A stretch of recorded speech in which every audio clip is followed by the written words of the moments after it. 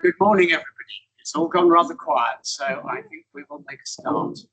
Very warm welcome. My name is Mike Rands. I'm lucky enough to be the Master of Darwin College, and it's an enormous pleasure to welcome all of you here to this special event, confronting global challenges through dialogue. I'm really delighted that you've joined us today because we are launching, as you all know, a new initiative for Darwin College called Darwin Dialogues. And over the next couple of hours, we aim to introduce you to that initiative and begin engaging the Darwin community and the wider Cambridge community who are interested in this to co-create what we will do with the Darwin Dialogues.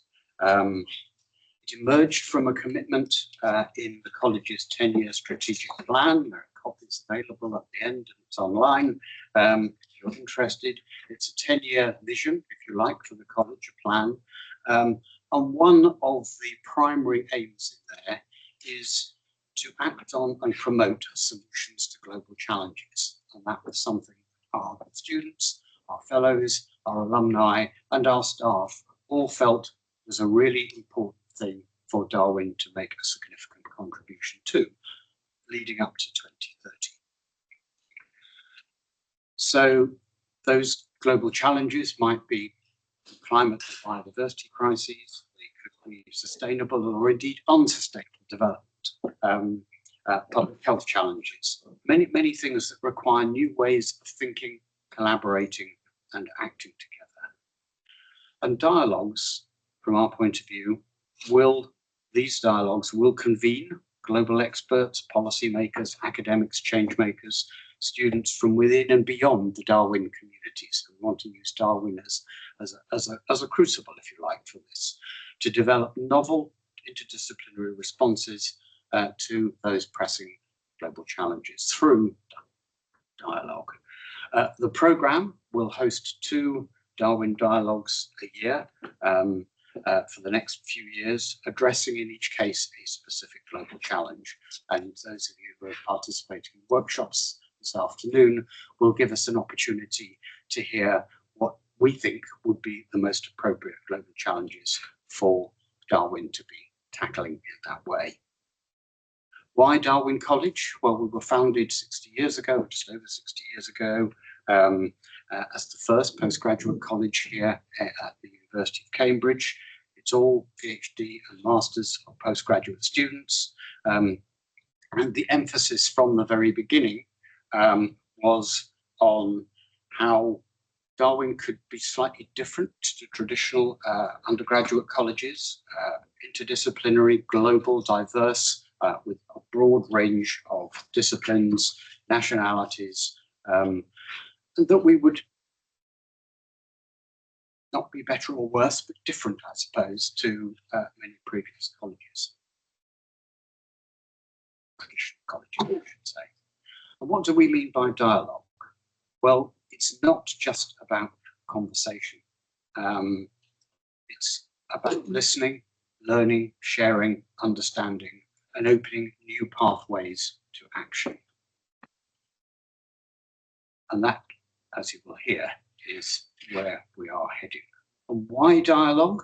Well, I think at times of uncertainty and division, of which we have plenty at the moment in the world, it's often the most constructive, perhaps the only way forward.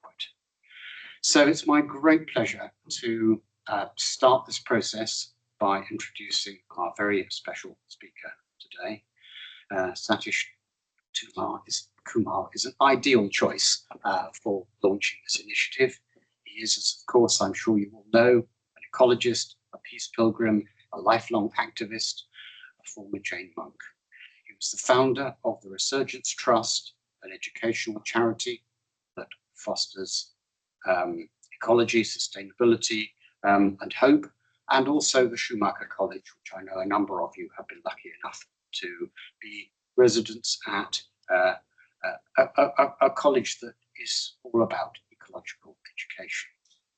So Satish is someone who has a long-standing experience of practical dialogue in the real world across different communities and cultures.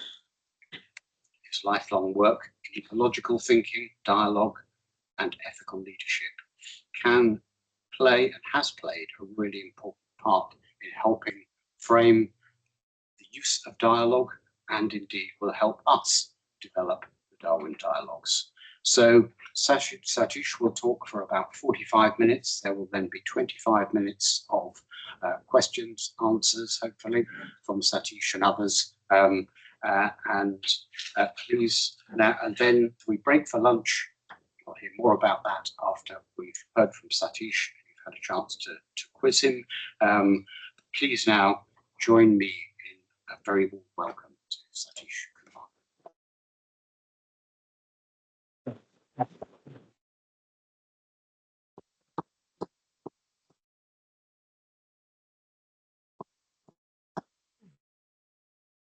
It's my great honor, pleasure to be at Darwin College. And in Cambridge, I've not been in Cambridge for maybe 10 years, so it's wonderful to come back. And I have a deep gratitude for Cambridge University. I was mentioning previously that one of the great teachers in India, a spiritual master, called Sri Aurobindo, I don't know, many of you know it. He is very well known in India. He passed away. He had a great disciple from France. And he was a student at Cambridge University. So that's a wonderful tradition. And then I was quite inspired by philosopher Wittgenstein, and he was at Cambridge. But more importantly, my influence in my life is Bertrand Russell. When he was 90 years old, he was protesting against the nuclear bombs. And he was arrested. He was put in jail. And I was 25 years old young man sitting in a coffee house in Bangalore. I read this news in a newspaper in the coffee house. And a friend of mine was with me. And I said, look at this news. He's a man of 90 going to jail for peace in the world. What are we doing, young men of 25, 26, sitting here drinking coffee? Let's do something.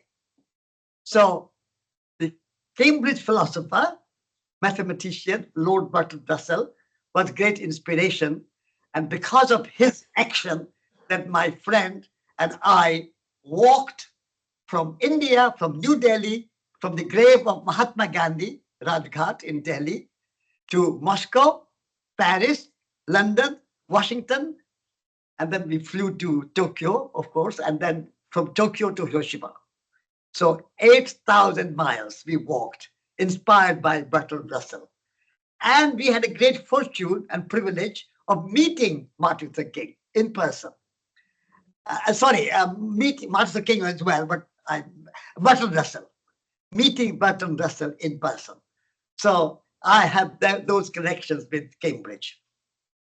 I would like to thank for you all, and particularly Kalyani and Karishma and our master and some deputy master and so on, for inviting me to this wonderful college.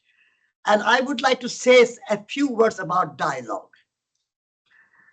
There was a great writer and thinker and a scientist called David Bohm. And he wrote a very beautiful book called Dialogue. And his idea was that when you come to dialogue, you come without any prejudice, without any belief that I am right and somebody else is wrong. But then it's not dialogue. You are trying to teach, or you are trying to preach, or you are trying to convince somebody of your view. With dialogue, you are as much listening as you are speaking. So today we are going to have a dialogue after I have spoken. I would like to listen to you, and I would like you to have a dialogue with me so we can have a real dialogue, a real conversation and understanding. So I come from a Jain tradition. And Jain tradition, dialogue has a very important place. In Jain tradition, we say, there is no one truth. 8 billion people on this planet Earth have 8 billion points of view. In the Western countries, we say that we believe in freedom of ideas, we believe in freedom of thoughts, we believe in freedom of opinions. But if you really closely look at, do we? We have very strong idea of I'm right and somebody's wrong. Right and wrong is a very strong prejudice in our modern world, particularly I would say Western world, because I've been here in England and in the Western world and traveling to Europe and America for the last 50 years. We have this very strong idea that the one system is right and the other is wrong. So American system is right and Russian system is wrong. British system is right and Chinese system is wrong. Our democracy is right and somebody else's democracy is wrong, etc., etc. Capitalism is right, communism is wrong. Or communism is right, capitalism is wrong. The Tories are wrong, Labour are right. If you look at our Wednesday's parliamentary Prime Minister question time, there is no hint of freedom of opinion, freedom of ideas, understanding each other, having a dialogue. Is there any dialogue between Starmer and the leader of the opposition? There is no dialogue. So I think we need, if Darwin College can establish the importance of dialogue and understanding each other and listening to each other and respecting each other and saying there are many shades of truth, there are many points of view. We really, really believe in the freedom of opinion and the difference of ideas and difference of values, and everybody should be free to live their life without judging other people. I mean, in Christianity, we say, judge not, so that you may not be judged. But we have a big system of justice. There are lots of judges. They're always judging that you are wrong, you are wrong, you are wrong, you go to punishment, and you go to jail, you do this, you do that. I think we need a dialogue in the world today. And so I'm so delighted that Darwin College is leading the way to bring back the idea of dialogue. Now, I would like to have a dialogue with you today about two points of views in the world which dominate. One point of view is what one can say anthropocentric, which is more human-centered. The other point of view is more biocentric, which is more nature-centered. Now, anthropocentric worldview is that humans are somehow above nature, and humans are not nature. Nature means that beautiful river and the trees and the birds and the mountains and the forests and all the rest. And we humans are not nature. So that's a kind of anthropocentric worldview, where we say that nature is there for us. Nature is there as a resource for the economy. Nature is there to make money, to make profit, to build houses, to build roads, to build airports, to do whatever we want to do. Nature has no other value than how it is useful to humans. The value of nature we judge mainly, I mean, there are exceptions, and many people in Darwin College and Darwin himself valued earthworms. He was a student of earthworms and he valued nature, and he saw nature was a living being. But mainstream scientists have not recognized, although they have taken some little bit of Darwin and interpreted and misinterpreted it as a survival of the fittest and a strong can win. I don't think that's my understanding of Darwin. Darwin was very much a nature lover and a nature scientist, and he studied earthworms, and they're my favorite. I love earthworms. I always say, long live the earthworms. They look after your soil day and night without any wages, without any holidays. They work and work and work. And Darwin studied that. So Darwin is my hero. So anthropocentric worldview is the humans come first. And all the rest of the world is there to serve these 8 billion people. And even there, human rights are not always recognized. And even in those 8 billion people, there are some privileged and some high-powered and some kind of wealthy and some more educated. They have been to Cambridge, they have been to Oxford, they have been to Harvard, they have been to and they have a more military and so on. So not all humans are respected the same way. But never mind, still in this dialogue, I would like to say that one point of view is that humans are above nature, separate from nature, and nature's value is only in terms of how useful nature is to humans. Now, there's another point of view, which you can call it a kind of deep ecology. But a great philosopher in Norway called Arne Næss, and he was a teacher at Schumacher College, and also our own James Lovelock, and he was a great scientist, and he was a teacher at Schumacher College called James Lovelock. He invented a theory of Gaia. So these two great people, one philosopher, Arne Næss, who was a philosopher and a professor of philosophy in the University of Oslo, and James Lovelock was not a professor or an academic, but he was a very good writer, a very popular writer, and he taught at Schumacher College. So the idea is, deep ecology at Gaia, that Earth is not a dead rock. Earth is not inanimate. Nature is not inanimate. Nature is living organism. Gaia is a living Earth. And we should treat Earth as one unit of life, unity of life. And humans, animals, forests, rivers, mountains, birds, insects, earthworms, Darwin's favorite earthworms, they all have their intrinsic value. Nature has intrinsic value. Trees are good not because they give us oxygen, because they take our carbon, because they give us wood, because they give us fruit. Trees are good in themselves. You don't say, Satish, you are valued only because you give a lecture or write a book or do some farming or some work. Otherwise, you have no value. You say, Satish, you are good as you are, and then whatever you do is fine.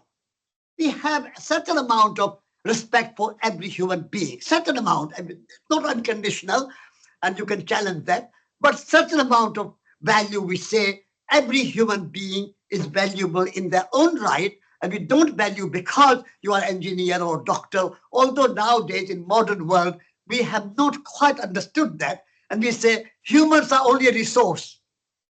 I don't know if you're Darwin College, you have a human resources department, HR, but that's wrong. If you have, please change it and call it human relationship. Humans are not a resource for running an organization. Humans are not a resource for making business or profit. Humans are a source of life itself. So human relationship is more important than human resources. But not only humans, or not maybe humans, but nature especially, we say, is a resource for the economy. And nature has no value, nature is not living, although in Cambridge you have somebody called Robert Macfarlane who has just written a book called Is a River Alive? And in his book he says that one day he was walking along the Thames River with his 9-year-old son, and his son asked, "What are you writing, Daddy?" And he said, "I'm writing a book, and the book is called Is a River Alive?" And his 9-year-old son says that, "Daddy, in that case, your book is going to be very short." Because the answer is yes. So 9-year-old son knew it. And so nature is intrinsically valuable and we must respect nature. And then second step is that we are nature. We are nature. We are made of earth, air, fire, water.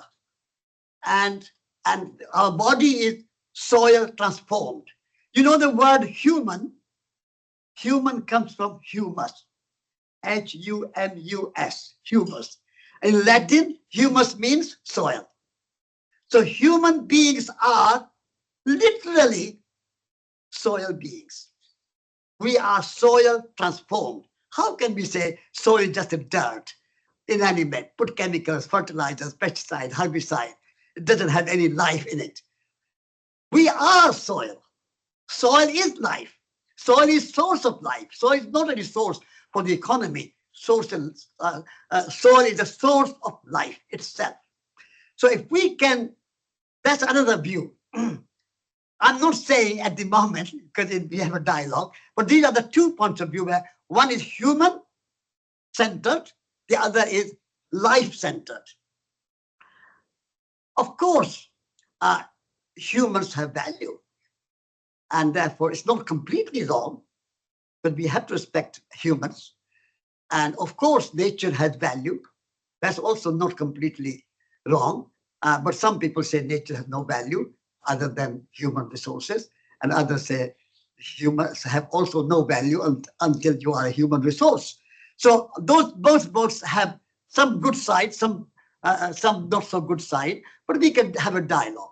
But that's a kind of thinking I would like to present to you, that we need to come to that. Now in our time, I mean, I started the magazine, or we started the magazine Resurgence 60 years ago.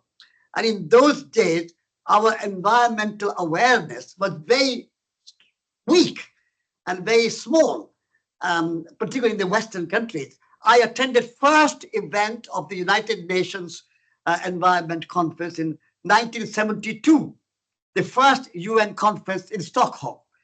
And my friend Teddy Goldsmith, who was the founder of the Ecologist, he was there.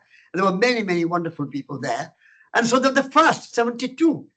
And since then, the awareness about our relationship with the environment, about natural world, and how we relate to forests and mountains and rivers and animals and birds and even earthworms has risen. And many, many more people are aware of these issues. But practice is not yet there. And we are still practicing a very old style of production, consumption, transportation, etc., etc. And so our impact on nature is very, very strong. And that is causing climate change, global warming, and many other pollution, waste. Our oceans are full of plastic. Our rivers are polluted. Our Thames. I mean, I was in Paris, and I was very pleased to hear that a new mayor, a woman mayor, maybe we did a woman mayor in London, a woman mayor of Paris has stopped all the sewage going into the Seine River. And now Seine River is supposed to be a swimmable river. And she wants to make it a drinkable river. Can you imagine? She wants to make Seine River a drinkable river. If you can have that Thames and even camps here in Cambridge, that'd be wonderful. So we have awareness rising, and that awareness needs to go into practice so we can live in harmony with nature. And that's a kind of making peace with nature. We are talking about peace with humans, but living in harmony with nature, that biocentric worldview would say is that living in harmony with nature and not putting animals in factory farms and chemical fertilizers on the soil and so much poison in our rivers and oceans. That's almost like war with nature. So if you want to make peace with nature, then you have to live in harmony with nature, treat nature as a source of life, and then nature will help you and be good in health, psychologically, mentally, physically, and so on. So we need to make peace with nature, but we cannot make peace with nature unless we also make peace with humans. And at the moment, my book, which is being launched by Bloomsbury on the 7th of May, and they will launch on the 11th of May in London for Peace is Possible. It's my title of the book is Peace is Possible. It's a Bloomsbury publishing it. It's quite a big book, 300 pages.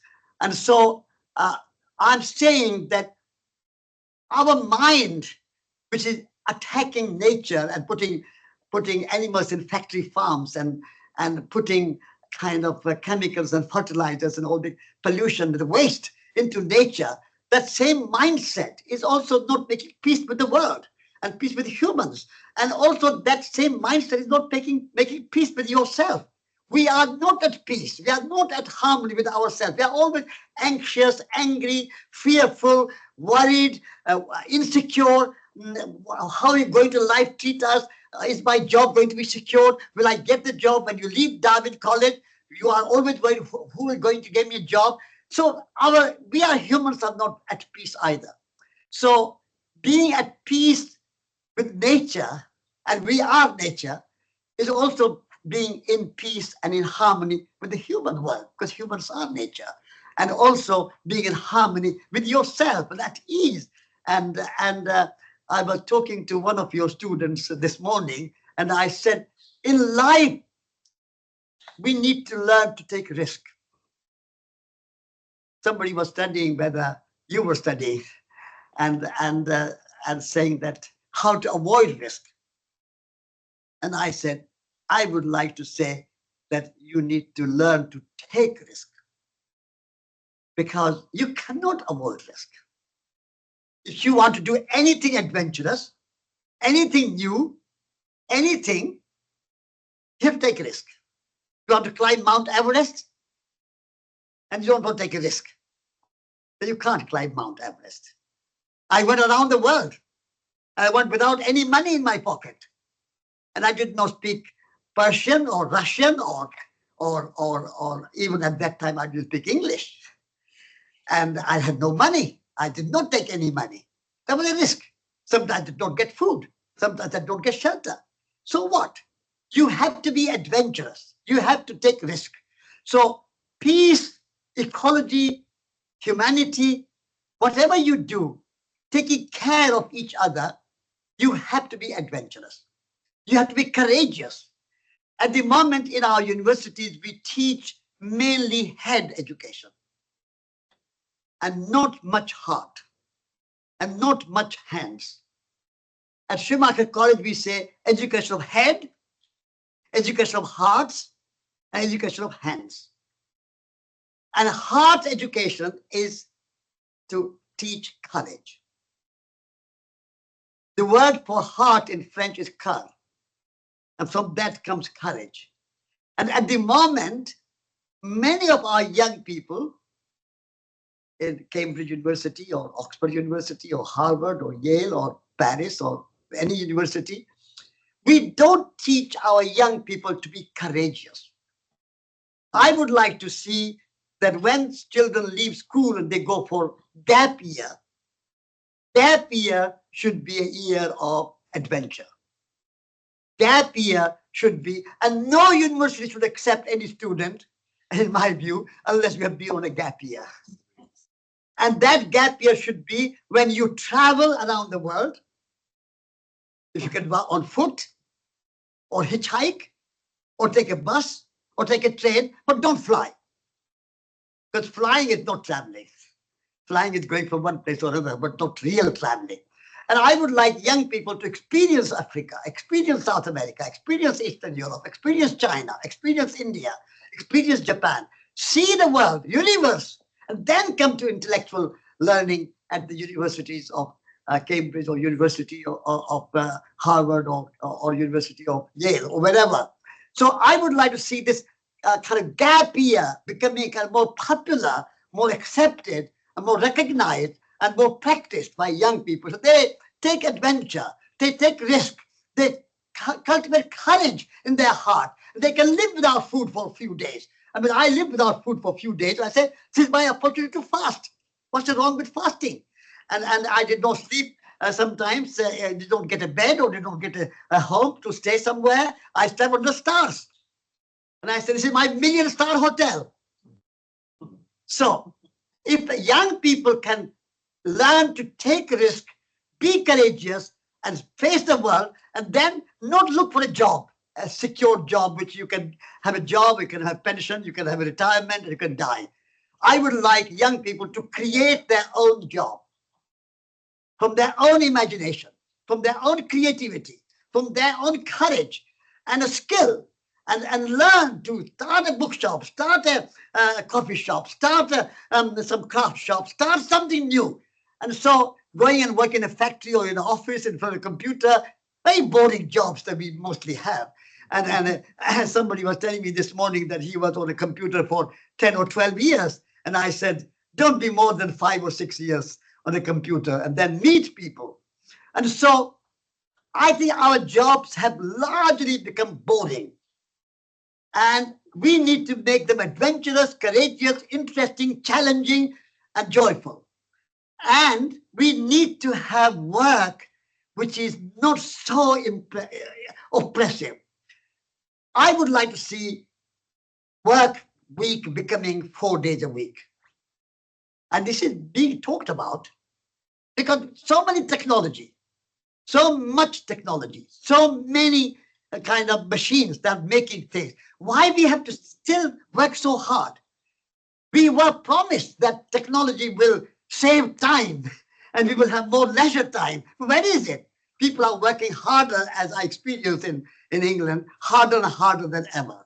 And people have no time for music, time for poetry. People have no time for dancing. People have no time for family. People have no time for friends. People have no time for gardening. People have no time for walking. What is time for?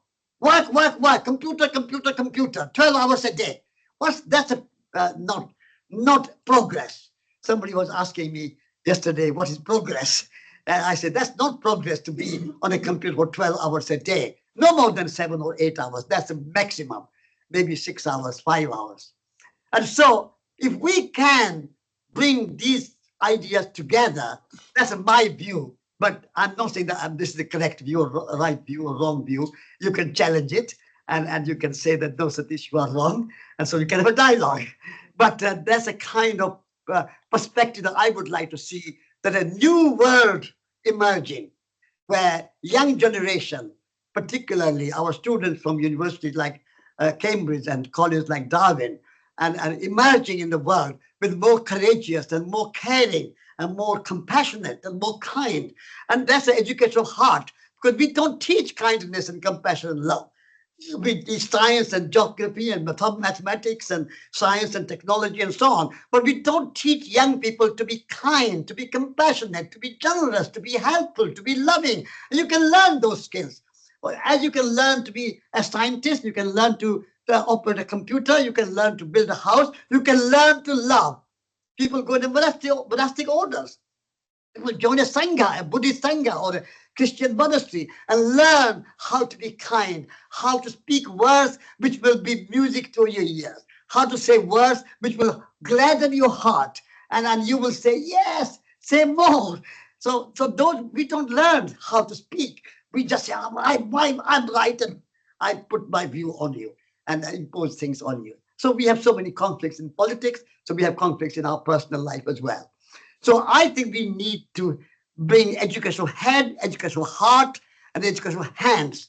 And I was very delighted to visit the garden this morning, and you said that Darwin College is a garden society. I was so delighted to hear the students have a garden society here, and they do some hands in the soil and do some planting. And I saw a little room there, but the potting room, you said it was wonderful. So I think every school in the world should have a garden, so the children can experience trees and flowers and thorns with trees. Thorns are as good as flowers. And so, and all the kind of earthworms they can experience and see them and respect them and revere them, be grateful to them like Charles Darwin was. So if we can have every school a garden, like Darwin College has a garden, and every university has a garden, and every home has a garden, and so you can work in the office, but also have time in the garden. I have 2 acres of garden. I have 15 apple trees. Last year, I made 200 bottles of apple juice. I don't have to buy apple juice. Every day, I drink my own juice from my own apples, which I planted 40 years ago. Isn't that joy? It's a great pleasure. And we are missing that. We say we have all the technology, we have cars and computers and machines and so on. We have no trees and we have no garden. And we have to buy our tomatoes in a supermarket, Marks and Spencer or somewhere, or Sainsbury's or Morrison's. Why? Why can't we have fresh tomatoes tasting sweet and delicious and juicy and not this boring tomatoes which were picked ages ago and no such good taste? I mean, I buy sometimes melons or something and they don't taste very well because they pick very early and they don't ripen. So these are some of my thoughts in general. So the main point I'm making, which I would like to open dialogue for, is whether we have an anthropocentric worldview or a more biocentric worldview or a mixture or two together, and how we can bring humanity and nature living in harmony with each other, and then humanity living in harmony with each other, and ourselves personally living in harmony with ourselves. If we can discuss this matter, that'd be wonderful. Thank you very much for listening, my